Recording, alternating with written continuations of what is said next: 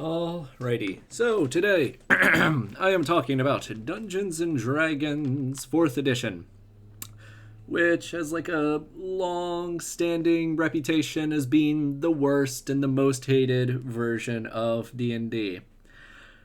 But I've noticed in recent times there's been more and more in like the common zeitgeist of a like an apologist sort of reaction movement towards 4E, and people saying that it actually wasn't that bad and that it was actually a good game and that they actually like 4E.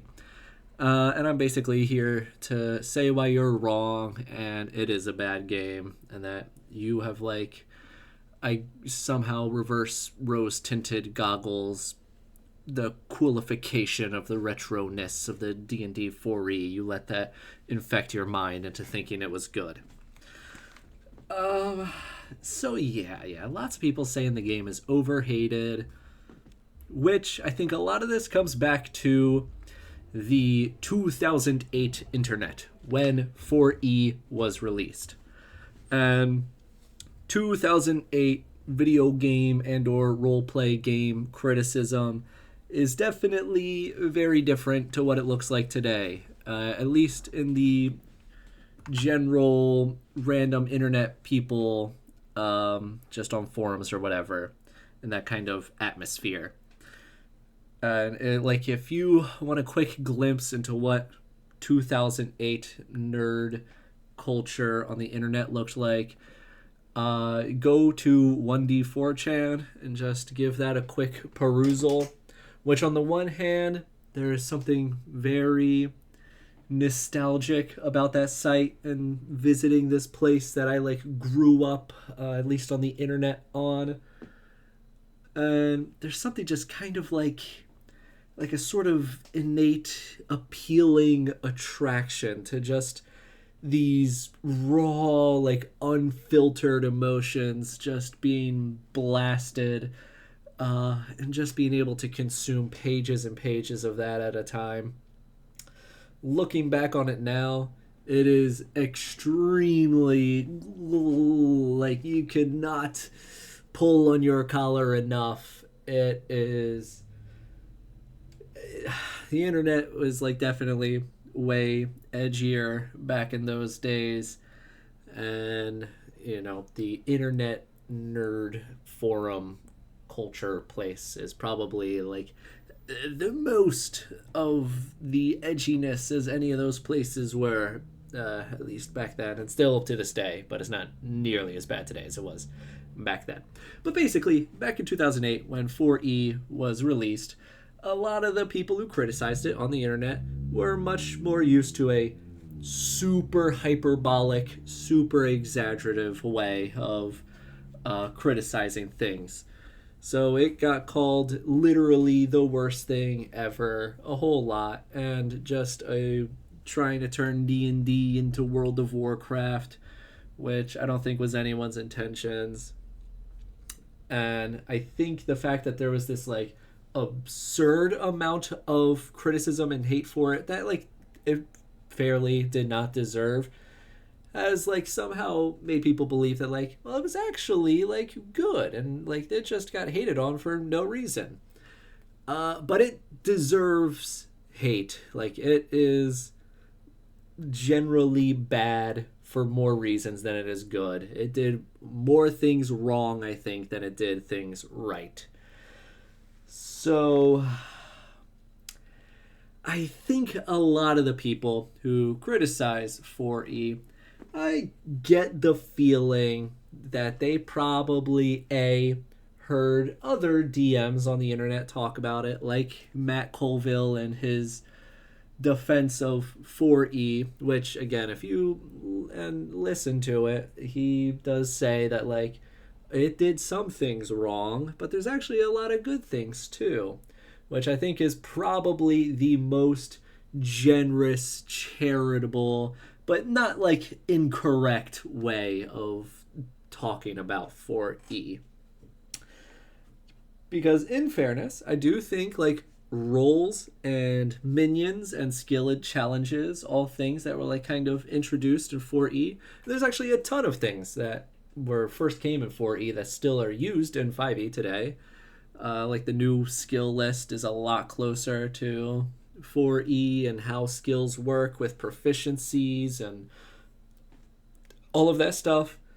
Like a lot of that stuff was carried over from 4E to 5E. But I get the sense that people either have just heard people talk about 4E and it not being that bad, or maybe they've like bought the books and like have played a session of 4E and realized like, oh yeah, this, I don't know why people say that this is so hated. That wasn't that bad at all. But I feel like a lot of these people saying 4E is actually not bad. It is actually good D&D. I don't think they took the time to get down deep in the trenches and trudge through a campaign of 4E, which again, to be fair, that doesn't have to be the way that D&D is played. You don't have to play it in a campaign. You can just play it as a one shot and then have a totally fine amount of fun. But I do think generally a lot of the design is all in the direction of assuming people are going to play the game as a campaign. I definitely think that is like the default intended mode of play that is like expected.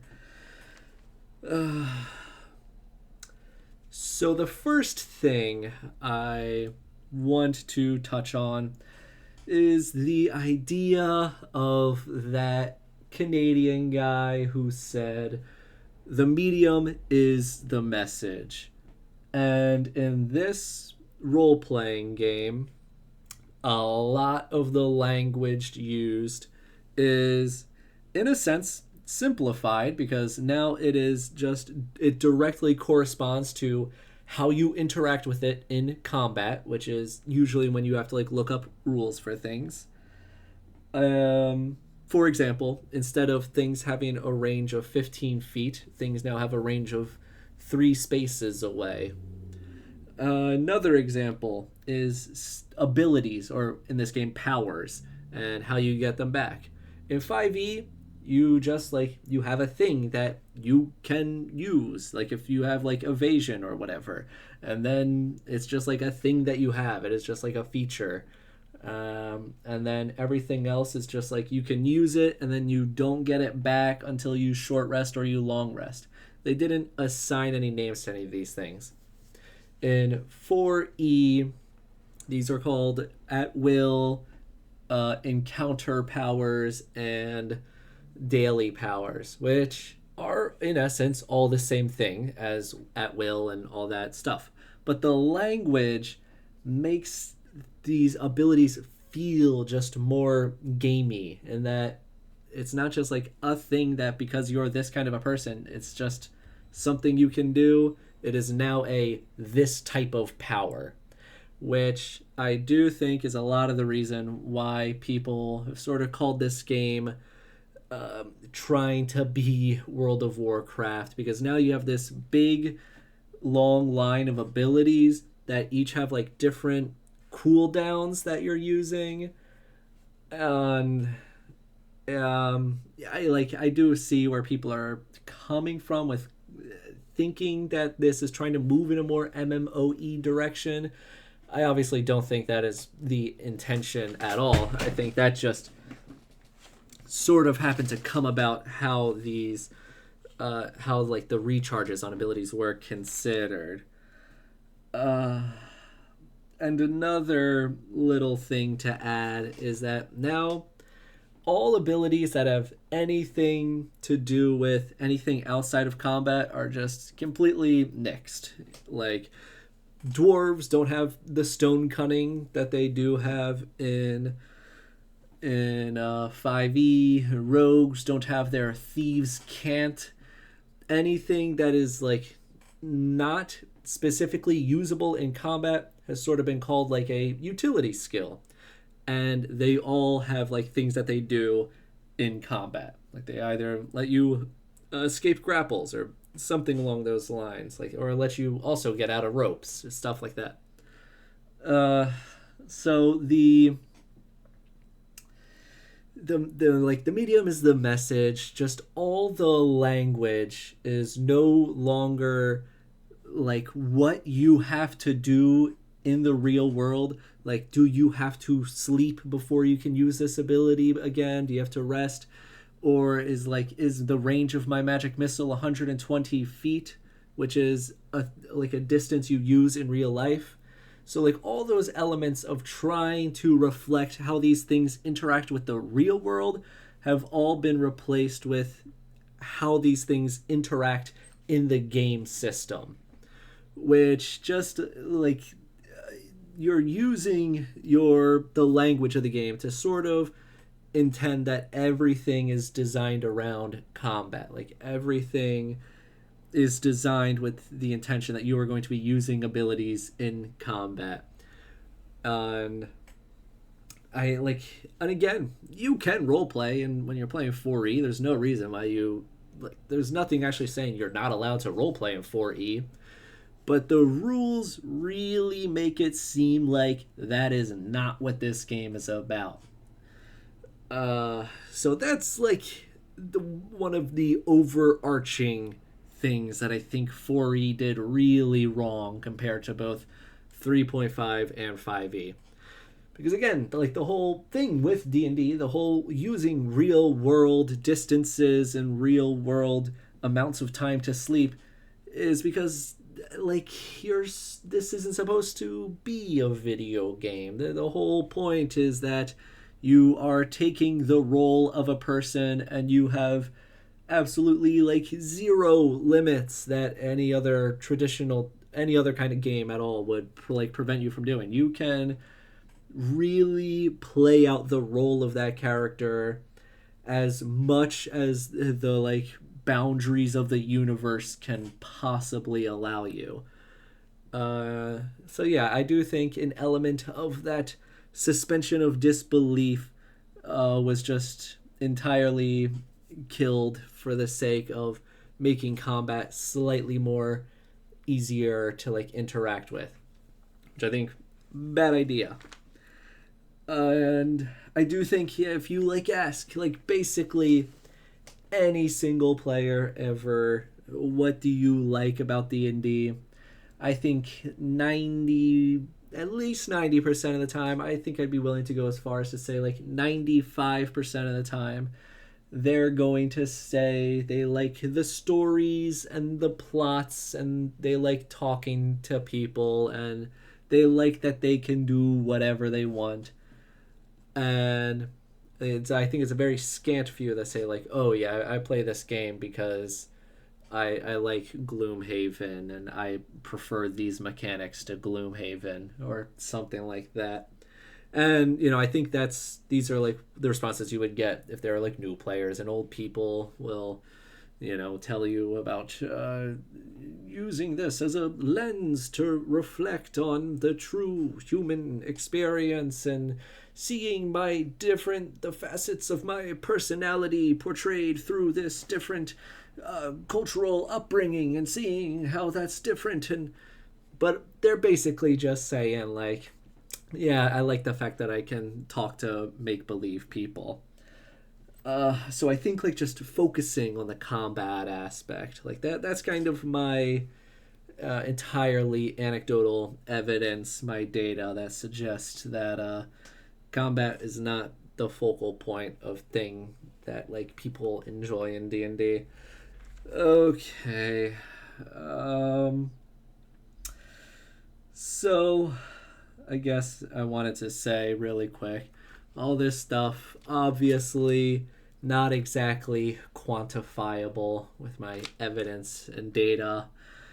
If you like 5e or not 5e, if you like 4e, I guess also 5e, then obviously you're allowed to like whatever you want to like. But here's more reasons why you're wrong and you're not allowed to like this. Okay, so 5e. One of the biggest complaints that people have with it, especially regarding the combat and combat's taking too long and combat's taking forever, is aspects of the game like hit point bloat, where at high levels, big creatures just have 546 hit points, and when you're doing, when on average you're hitting like an AC 22, like for, I don't know, maybe 20 damage a turn, it's going to take you forever to whittle all of this away. And, people just, they do not like the HP bloat. I think it's probably among the more house ruled aspects of 5e, is just changing creatures' health value, usually to make them lower. I think occasionally higher, but I think more often than not lowering them. And cue the Ultra Instinct music, because if you thought 546 hit points was a lot of health for a creature, the equivalent creature in 4e has 1050 hit points. And this is also like effectively 2 CRs lower than this CR24 dragon.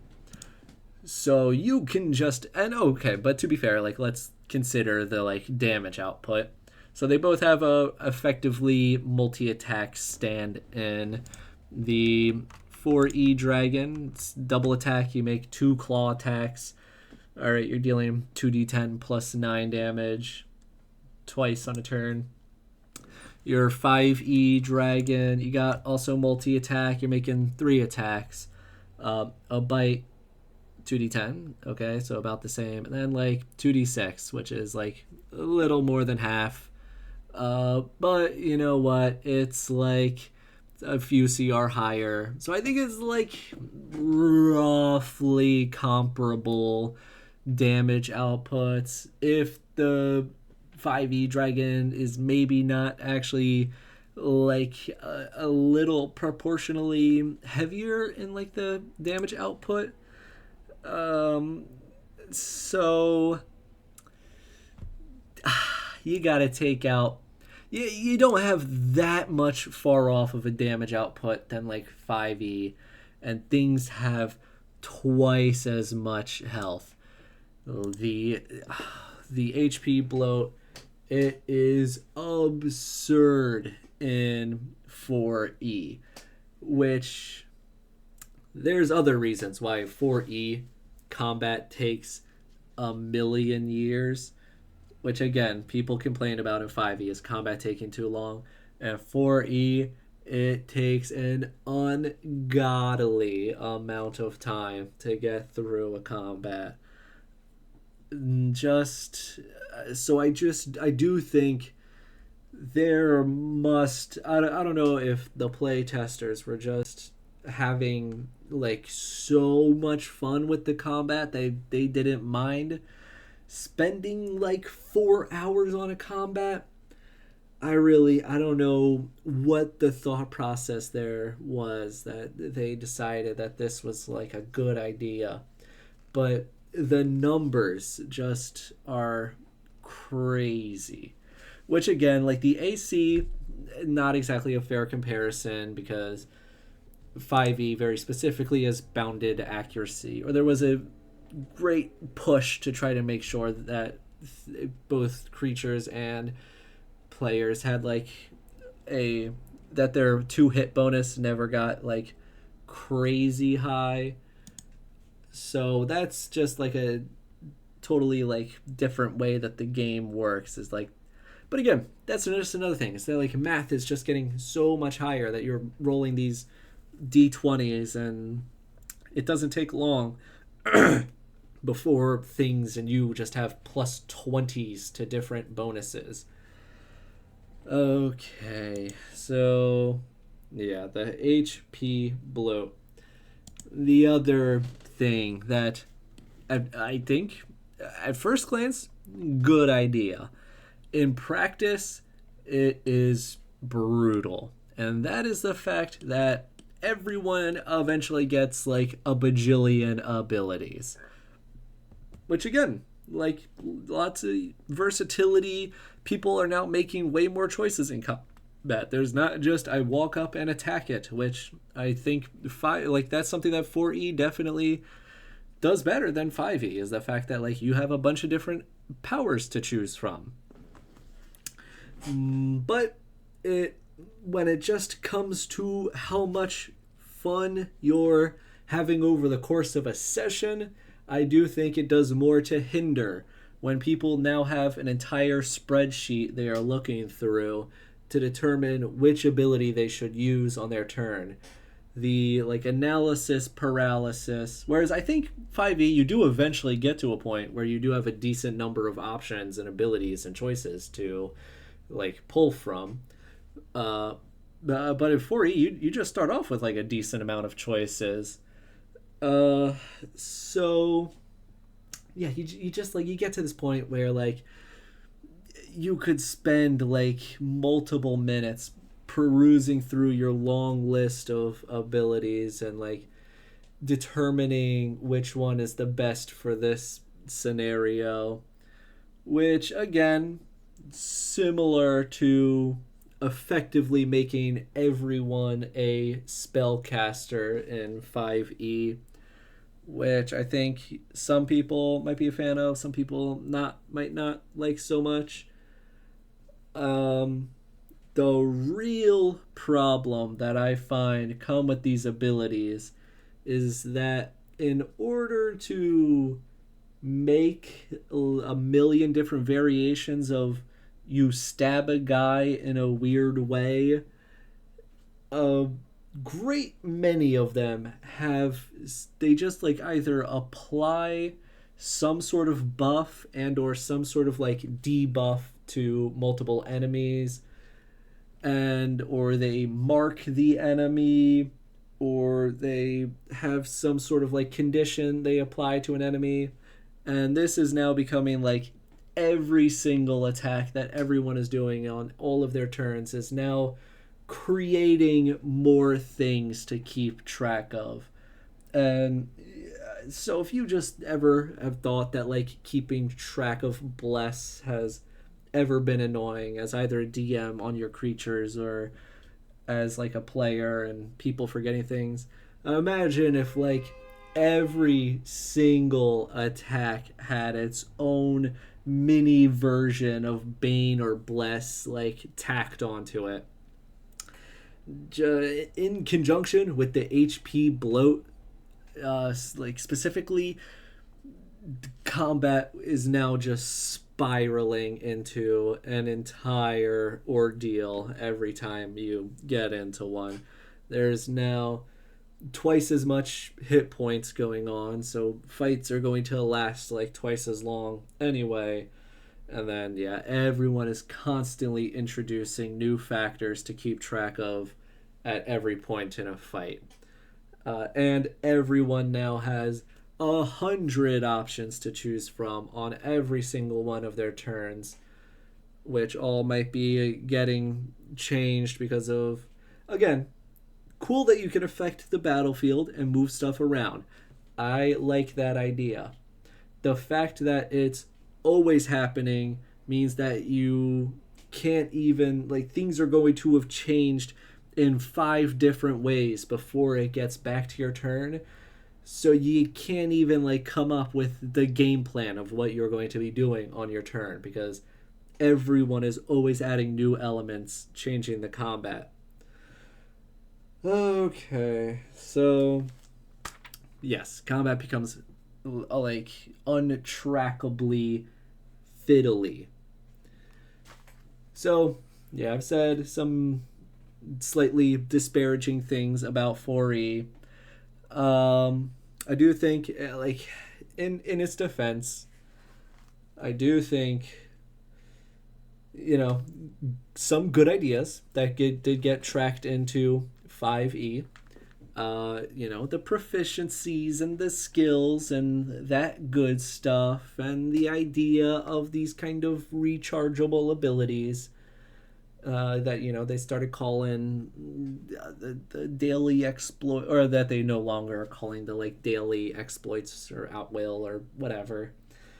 And I do think levels 1 and 2 of 4E are not only like more fun because people have more choices and more abilities just right off the bat, but I think also just straight up more well balanced in the like giving people more hit points to start.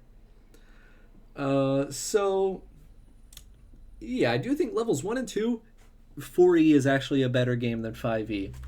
I think once you get to level 3 in 5E, usually no matter what class you're playing, your options and the things you can start doing on your turn is going to start like opening up at that point for you.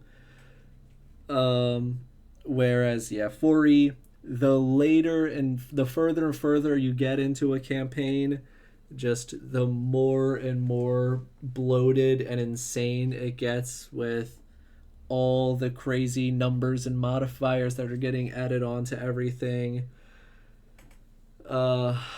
Not to say like 3.5 didn't have its own versions for that. 3.5 having, the idea, or I don't know, the philosophy of like having rules for literally every single possible thing that could conceivably ever happen. I like, you can sort of like ignore the rules that you don't want in that, whereas in 4E everything feels so incredibly connected. It feels like you can't change things because you're going to start like, since everything is tied into combat and like everything is engineered towards trying to fine tune combat as perfectly as possible, it feels like you can't be just like chopping things off that you don't like. Like, since everything serves the core gameplay loop, you're gonna like break the core gameplay loop if you start playing with it. So yeah, but realistically, how long does it take you to get to level 3? Like maybe 3 sessions. So I think if you're playing good old classic campaign style, 4E is really going to start dropping off where 5E starts becoming a whole lot better. The analogy that I kind of thought of when considering 4E is, it reminds me of the tabletop role-playing game version of like simile metaphor of the movie Hancock, which Hancock, I think it's got a neat, interesting premise. Like, okay, he's Superman, but instead of him being super friendly and everyone loves him, he's like an asshole and everyone hates him. And it's like, okay, like I'm interested to see where this is going. Like, what are you gonna explore with this? Like, what angle are you gonna take with, is it gonna be some exploration of not judging people and or of power and how power affects people or something like that?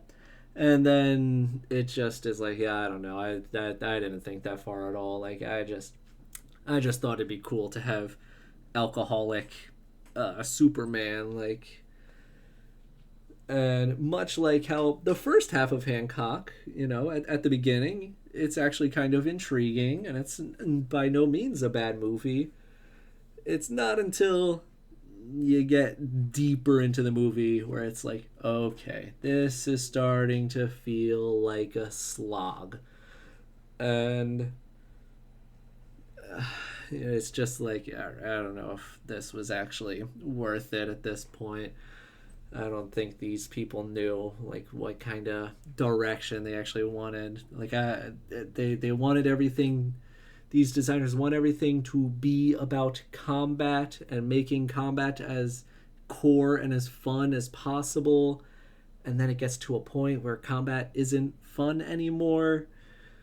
It seems like some considerations were not taken into what the future is gonna look like, And another thing, you're allowed to like Hancock. You're allowed, and again, it's not like a horrific movie. It is no Manos in the Hands of Fate. It is very competently put together. It has real people working on it, and people who actually did like try on it. Like, there was effort made, and it had a budget and there was money put into it. And it's not awful. It's not unwatchable. Like, you can watch the movie and it will very much so serve its purpose for like most general mass audiences who just want to kill an hour and a half by having sat through a movie.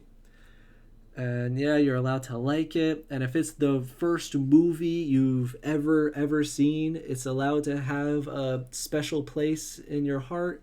And it's even allowed to be your favorite movie of all time. You can have it over every other movie in the entire world.